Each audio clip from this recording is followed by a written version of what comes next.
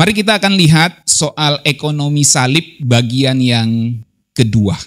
Jadi hari ini saya akan mengajak kita merenungkan firman Tuhan bersama-sama tentang ekonomi salib. Saudaraku, dalam hidup kita sehari-hari, kita nggak bisa lepas dari yang namanya transaksi. Dari beli jajanan di warung, sampai cicilan rumah, bayar listrik, beli token, semuanya itu adalah sistem ekonomi yang sedang berjalan. Kita tahu itu apa yang namanya hutang, kita semua nggak mau hutang. Kita tahu apa yang namanya cicilan, bayar lunas. Bahkan kadang kita merasa berat kalau ada tagihan yang belum lunas, saudaraku. Akhir bulan, tanggal 20-an ke atas atau 10-an ke atas, biasa di awal-awal juga ada tagihan tergantung jatuh temponya, saudaraku ya. Jadi kita nggak bisa lepas dari yang namanya transaksi. Hampir setiap hari kita bertransaksi, apalagi saudara-saudara yang memang kerjaannya ada di bidang perdagangan. Saudaraku, Tuhan ngerti banget soal ekonomi ini dan luar biasanya salib Kristus itu bicara dalam bahasa yang sangat bisa kita pahami, yaitu bahasa ekonomi. Semua bilang bahasa ekonomi. Ya, jadi walaupun saudara anak IPA, saudara akan mengerti ini karena saudara bertransaksi setiap hari. Nah, saudaraku, salib bukan cuma simbol penderitaan, tapi juga simbol transaksi kekal. Salib atau di salib kita bisa melihat ekonomi ilahi. Semua bilang ekonomi ilahi. Jadi ekonomi salib adalah ekonomi ilahi, saudaraku. Ada transaksi kekal yang dilakukan di sana by the blood of Jesus. Oleh darah Kristus Yesus. Yang menebus kita dari kehancuran menuju hidup yang penuh dengan arti. Hidup yang berarti yang kita dapatkan melalui salib Kristus. Saudaraku, Tuhan Yesus enggak cuma mati buat kita di kayu salib. Di salib dia membeli kita, dia menebus, meridem kita, membebaskan kita, membuat kita freedom, membuat kita merdeka dan menggantikan. To substitution, untuk menggantikan posisi kita, mensubstitusi, menggantikan posisi kita, saudaraku. Semua ini terjadi dalam ekonomi kasih Allah, ekonomi ilahi, ekonomi salib, yang nilainya nggak bisa dinilai dengan mata uang dunia ini, saudaraku. Kita nggak bisa membeli pengorbanan Tuhan. Kita nggak bisa membayar pengorbanan Tuhan di atas kayu salib. Dengan apa kita bisa membayar darah penebus kita, saudaraku? Ini yang disebut ekonomi salib. Terjadi transaksi kekal di atas kayu salib. Sekarang bicara salib kita nggak hanya bicara pengampunannya, tapi kita bicara ada transaksi kekal yang dilakukan di sana.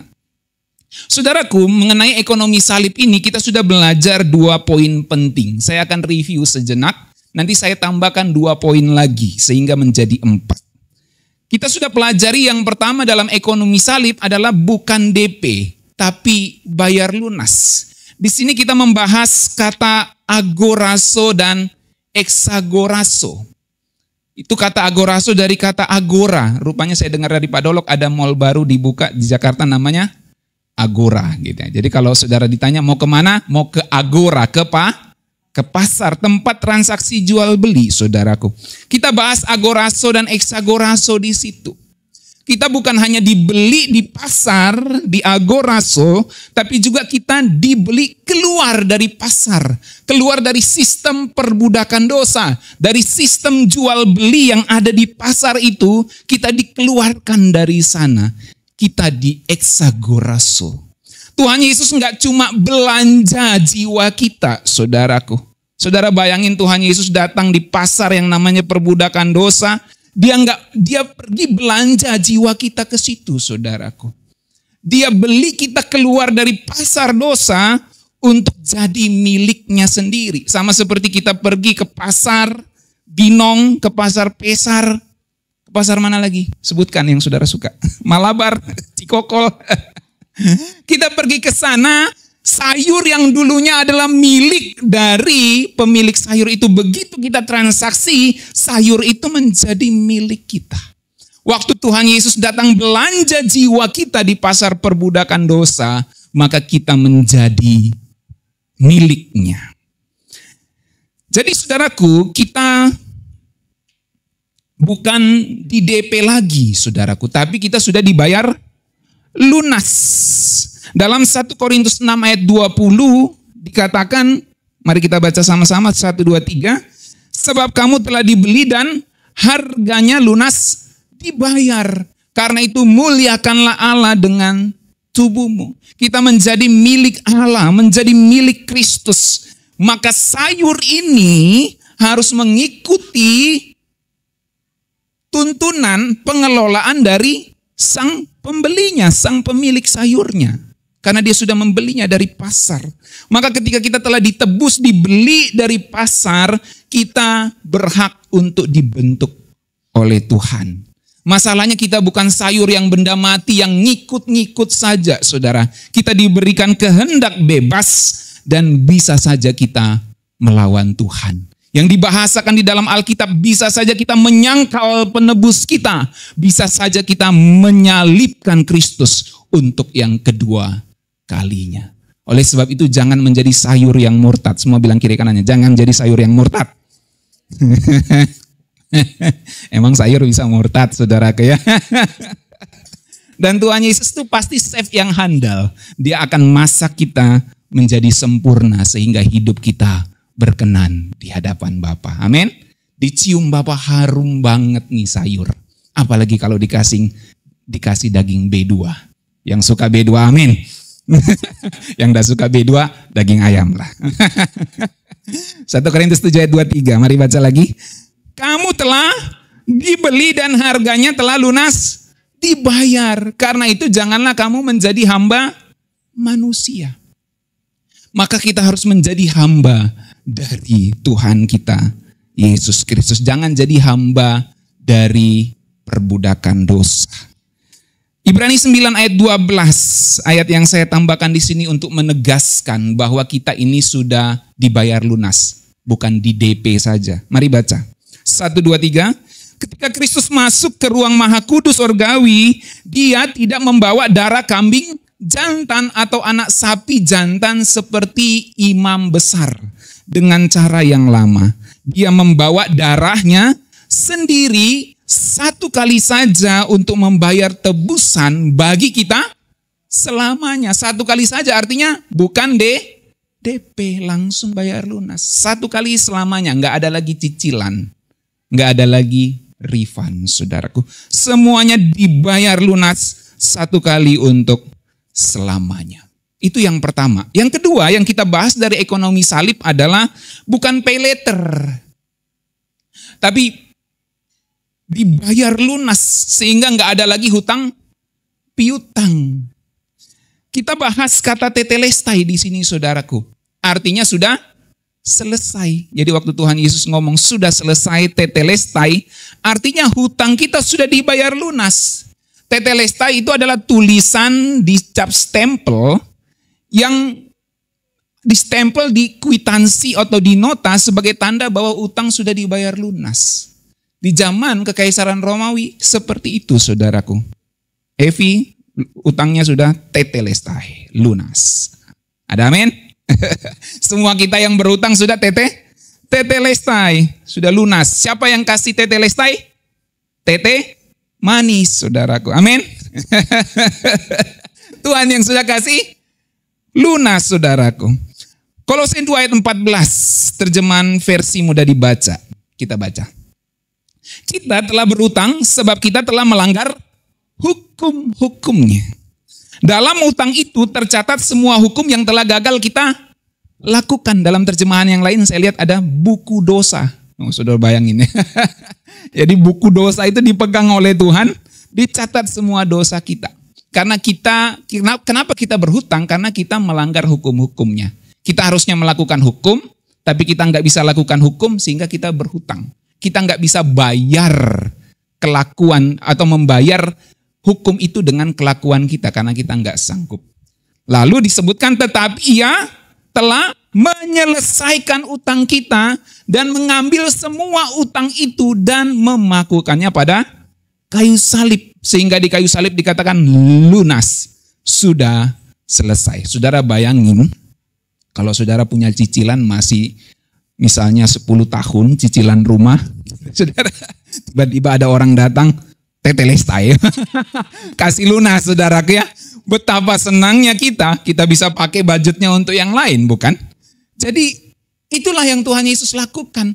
Bahkan karena kita nggak sanggup sama sekali membayarnya, dia datang dan mengatakan, sudah saya bayar lunas di kayu salib. Sehingga di Yohanes 19 ayat 30 Tuhan Yesus mengatakan, sudah selesai. Oke, kita lihat yang ketiga, karena itu cuma review saudaraku. Yang ketiga dalam ekonomi salib, bukan barter tetapi anugerah. Saudaraku, keselamatan kita bukan kita tukar dengan perbuatan baik kita, tetapi semuanya karena kasih karunia Tuhan. Efesus 2 ayat 8 sampai 9 kita tahu ayat ini, tapi kita baca lagi 1 2 3. Sebab karena kasih karunia kamu diselamatkan oleh iman. Itu bukan hasil usahamu, itu adalah pemberian Allah. Itu bukan hasil pekerjaanmu, jangan ada orang yang memegahkan diri. Jadi kita nggak bisa bayar keselamatan kita dengan perbuatan baik kita, saudaraku. Itu sebabnya saya catat di slide selanjutnya seperti ini. Barter itu sistem tukar menukar. Saudara masih ingat nggak di zaman dulu saudara masih kecil, saya masih sempat mengalami ini saudaraku ya. Waktu saya ada di Sulawesi Tengah di Poso. Jadi waktu itu kakak saya gembala, susah saudaraku ngandalin jemaat kecil gitu ya, susah sekali di kampung gitu. Jadi nggak ada uang untuk beli beras, nggak ada uang untuk beli garam gitu. Yang di konteks saat yang saya ngomong saat itu adalah tidak ada beras saudaraku, yang ada tidak ada garam maksudnya, yang ada beras karena jemaat ada kasih beras gitu ya. Jadi yang nggak ada garam. Maka saya diminta kakak saya untuk tukar ini beras kilo dengan garam 1 bungkus. Garam yang cap segitiga itu, yang warna biru itu, kalau saudara ingat. Atau garam batu, yang masih kotak-kotak tuh saudara ya. Garam apakah namanya itu? Garam batu ya, pokoknya kotak-kotak tuh lah. Bukan yang halus gitu. Jadi ada 2 jenis garam, yang kotak-kotak saya itu dengan yang halus saudara. Jadi sering tukar beras. Saya ke warung, ini beras 1 kilo, tukar dengan garam. Dia tukarkan saudara. Itu sistem barter. Nah anak-anak zaman sekarang udah enggak ngerti itu. Mereka udah GoPay. Sudah ini, enggak ngerti barternya saudara. Jadi barter itu sistem tukar menukar. Aku kasih sesuatu, kamu kasih sesuatu ke aku. Beras ditukar garam misalnya. Beras ditukar aqua misalnya. Jadi ada imbalannya tukar menukar. Lalu kalau kamu bantu aku bantu kamu. Aku bantu kamu dengan beras, kamu bantu aku dengan garam. Jadi ada fair and square di situ, saudaraku. Ada keadilan di situ. Nah, ekonomi salib nggak bekerja dengan cara keadilan yang seperti itu, saudaraku. Kita nggak bisa tukar kebaikan kita buat selamat. Kita punya perbuatan baik, Tuhan punya keselamatan. Kita nggak tukar perbuatan baik kita dengan keselamatan. Karena harga perbuatan baik kita itu nggak bisa membeli keselamatan. Beras 1 kilo bisa diukur dengan garam sekian banyak. Tapi kalau perbuatan baik kita nggak bisa diukur dengan keselamatan yang begitu besar, saudaraku, nggak bisa dibarter. Maka kita nggak bisa tukar kebaikan kita buat selamat. Ini doktrin Kristen yang paling dasar, saudaraku. Ini yang membedakan kekristenan dengan yang lain salah satunya. Karena yang lain bisa menukar keselamatannya dengan perbuatan baik, dengan amal solehnya. Kita orang Kristen nggak bisa menukar keselamatan kita dengan amal soleh kita, saudaraku. Nah sudah pakai bahasa amal soleh, saudara. Dengan perbuatan baik kita nggak bisa tukar. Makanya Efesus 2 itu menegaskan, kamu selamat kasih karunia oleh iman. Bukan karena perbuatan baik, artinya nggak ada sistem barter dalam ekonomi salib. Yang ada adalah sistem anugerah. Penebusan melalui salib itu anugerah yang gratis. Karena Tuhan Yesus bayar semuanya. Seolah-olah Tuhan Yesus mau bilang begini, simpan perbuatan baikmu untuk orang lain dan untuk memuliakan aku. Tapi soal penebusan, aku yang bayar lunas. Ngerti saudara? Saudara datang ke warung bawa beras, tukar dengan garam. Tukang warung bilang, simpan berasmu, ambil ini garam. Cukup engkau terima dan engkau akan membawa pulang garam ini. Kita datang kepada Tuhan Yesus, Tuhan aku mau selamat dengan perbuatan baikku. Tuhan Yesus datang, simpan perbuatan baikmu. Bagikan kepada orang-orang. Dan sekarang terima keselamatan yang datang daripadaku. Bawa pulang keselamatan ini dan masak dengan sempurna. Saudaraku bisa paham? Jadi itulah yang dimaksud penebusan di atas kayu salib. Penebusan melalui salib itu anugerah, saudaraku. Tuhan Yesus bayar semuanya. Nggak ada sistem barter di situ, saudaraku. Keselamatan bukan transaksi dua arah, semua bilang. Keselamatan bukan transaksi dua arah, semua bilang. Lu jual, gua beli. Gini. Bukan transaksi dua arah, saudaraku. Kita nggak bisa bawa apa-apa buat tukar sama darah Tuhan Yesus. Darah Tuhan Yesus, darah yang mahal. Kita nggak bisa tukar dengan nyawa kita. Bahkan seluruh isi dunia ini tidak dapat ditukar, dibarterkan dengan darah Tuhan Yesus. Makanya ada lagu kan, oh darah yang kudus, darahnya penebus. Bukan A darah yang kudus, apalagi AB darah yang kudus. Jadi berbahagialah yang darah O. Bercanda saudaraku ya. Jadi maksudnya adalah darah Tuhan Yesus itu mahal. Nggak ada yang bisa dibarter dengan darah Tuhan Yesus, saudaraku. Tuhan Yesus nggak tunggu kita layak baru dia mati. Waktu kita nggak punya apa-apa, dia sudah mati untuk kita. Roma 5 ayat 8 mengatakan gimana saudaraku? Waktu kita masih seteru dengan Allah, waktu kita masih berdosa, waktu kita masih lemah, Kristus mati untuk kita, orang-orang durhaka. Bayangkan saudara, kita ini disebut durhaka dalam Alkitab. Tapi Kristus mati untuk kita, orang-orang durhaka. Seolah-olah dalam bahasa ekonomi Tuhan Yesus mau bilang, simpan kau punya beras, saya kasih garam hari ini. Dia mati waktu kita masih berdosa, saudaraku. Dia nggak nunggu kita kasih sesuatu dulu sama dia. Sebab ekonomi salib bukanlah ekonomi barter. Dan ekonomi salib adalah ekonomi kasih karunia. Karena kita sebenarnya nggak punya apa-apa yang cukup buat ditukar. Karena kalau beras yang kita punya kita mau tukar dengan keselamatan, itu nggak mungkin cukup. Beras perbuatan baik kita mau tukar dengan garam keselamatan, itu nggak mungkin cukup. Kita nggak punya apa-apa buat ditukar dengan keselamatan. Itu yang disebut ekonomi salib. Itu sebabnya Roma 11 ayat 6, firman Allah yang hidup. Firman Tuhan kasih tahu begini, mari baca sama-sama 1, 2, 3. Dan kalau keselamatan diperoleh karena kebaikan Allah, maka keselamatan itu diberikan bukan karena mereka cukup baik, bukan karena kita cukup baik, bukan karena kita punya beras yang cukup untuk ditukar dengan garam keselamatan itu. Lalu lanjut, sebab pemberian cuma-cuma itu bukan cuma-cuma lagi jikalau orang harus bekerja untuk memperolehnya. Jadi kita nggak harus bekerja untuk memperoleh keselamatan. Tapi setelah kita memperoleh keselamatan, maka kita mengolah garam keselamatan itu untuk kita buat sayur yang enak. Sehingga kehidupan rohani kita dicium berkenan di hadapan Bapa. Itu yang disebut keselamatan, bukan karena perbuatan baik.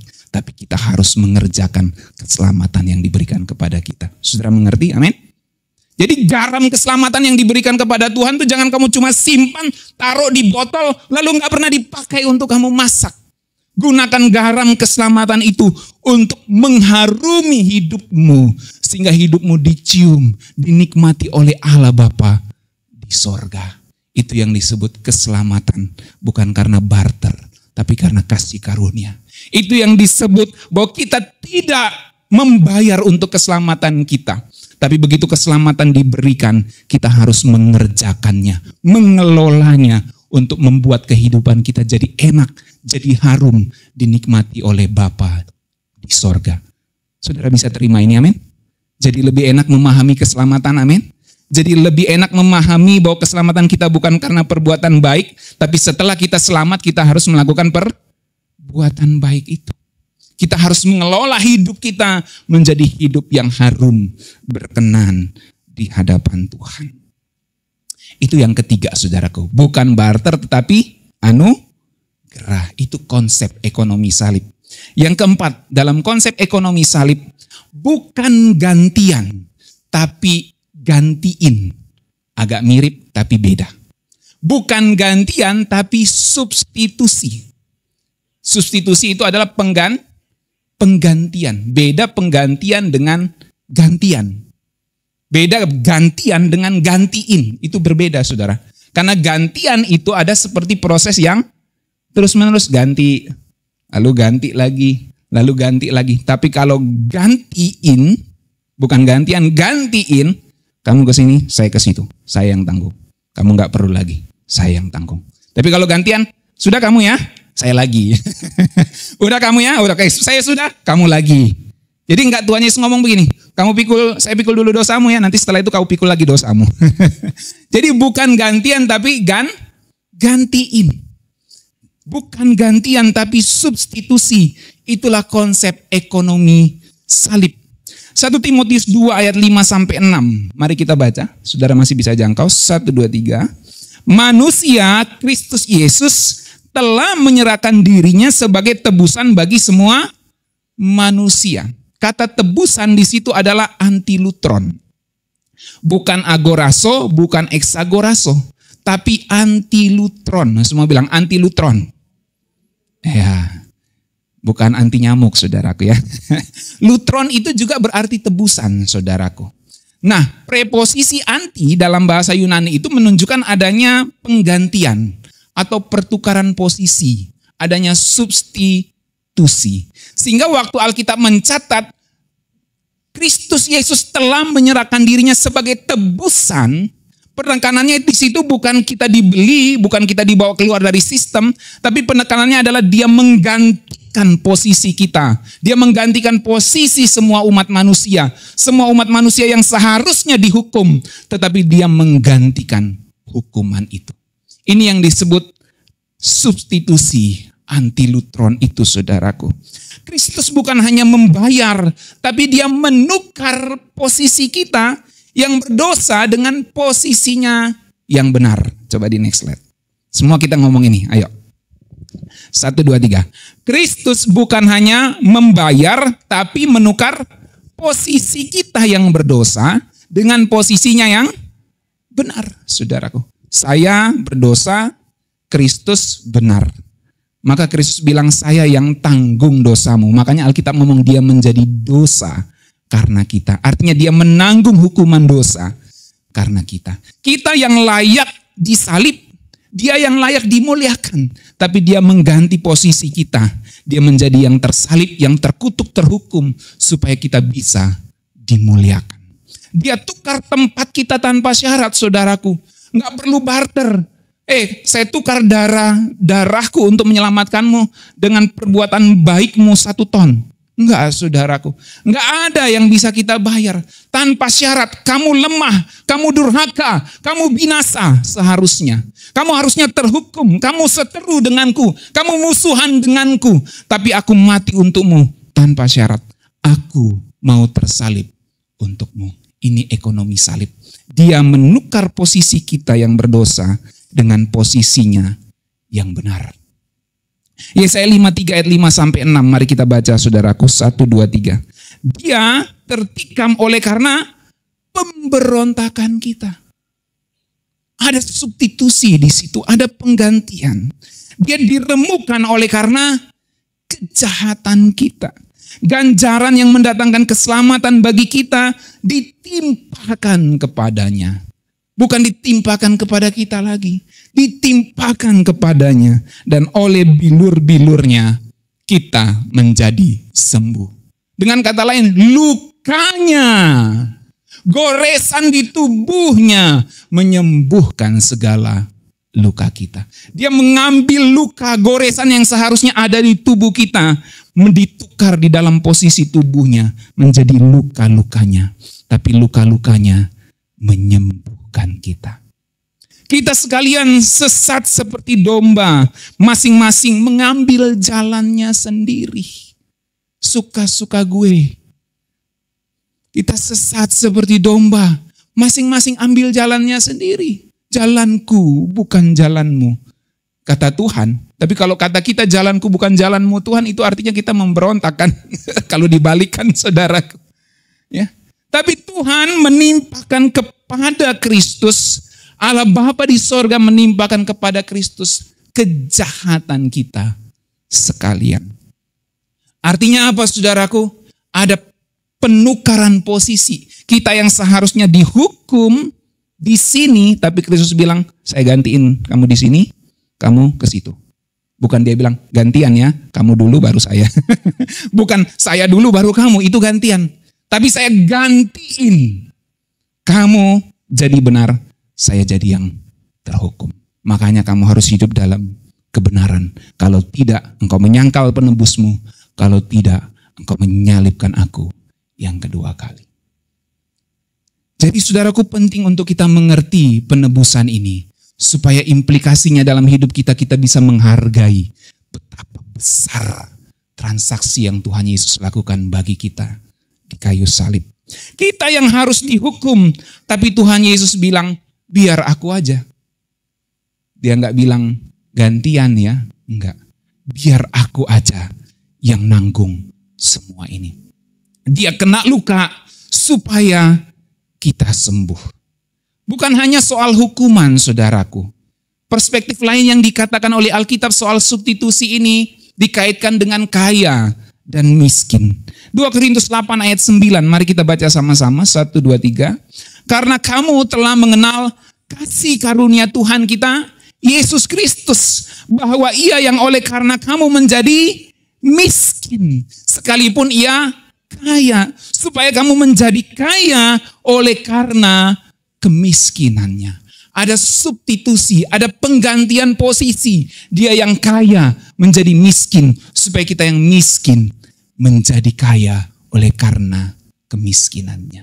Ini yang disebut ekonomi salib. Dalam terjemahan firman Allah yang hidup, diperjelas lagi saudaraku, mari kita baca.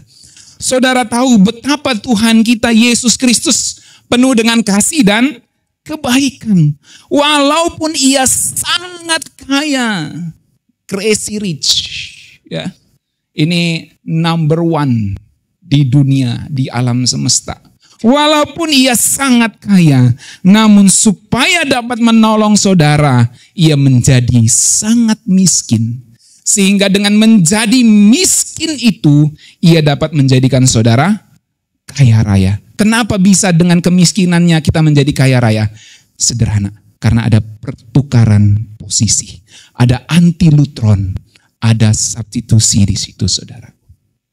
Sehingga kita menjadi kaya oleh karena kemiskinannya. Masalahnya adalah banyak orang sudah menerima penebusan itu. Menerima kekayaan untuk menikmati kerajaan sorga. Tapi dia meludahi kekayaan yang diberikan oleh Tuhan di dalam hidupnya. Dia menyangkal penebusnya.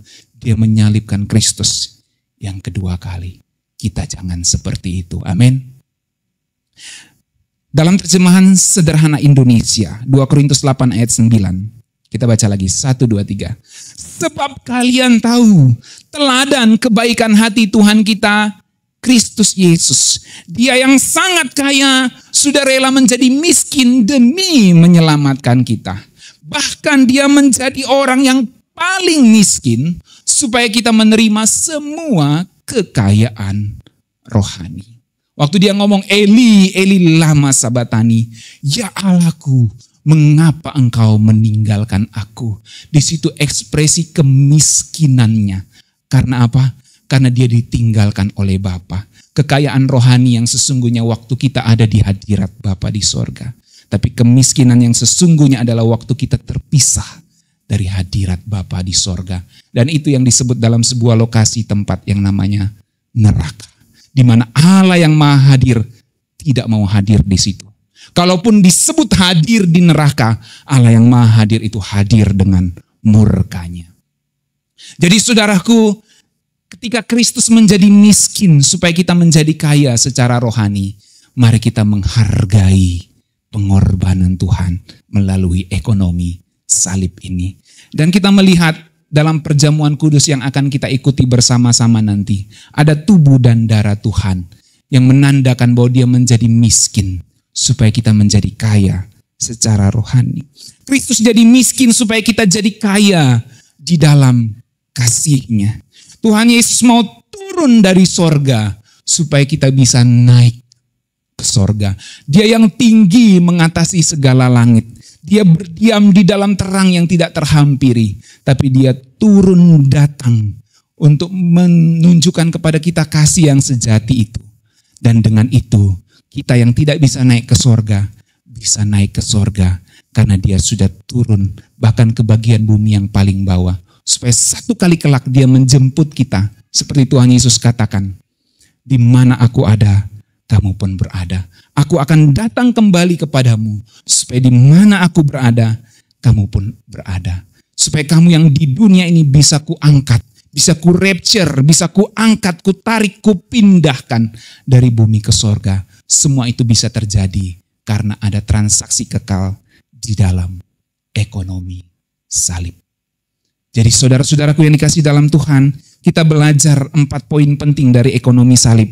Yang pertama tadi apa saudaraku? Bukan DP tapi bayar lunas. Kemudian yang kedua, bukan pay later sehingga nggak ada lagi hutang piutang. Kemudian yang ketiga, bukan barter tetapi anugerah. Dan yang keempat, apa saudaraku? Bukan gantian tapi substitusi, atau bukan gantian tapi gantiin satu kali untuk selamanya. Dan hari ini kita akan menikmati perjamuan Tuhan, saudaraku. Roti dan anggur yang akan kita nikmati telah menyimpulkan dari ekonomi salib ini bahwa dia menjadi yang terhukum, tubuhnya yang terpecah, darahnya yang tercurah. Dia menjadi yang menanggung hukuman kita supaya kita bisa hidup olehnya di dalam ekonomi salibnya. Mari kita doa.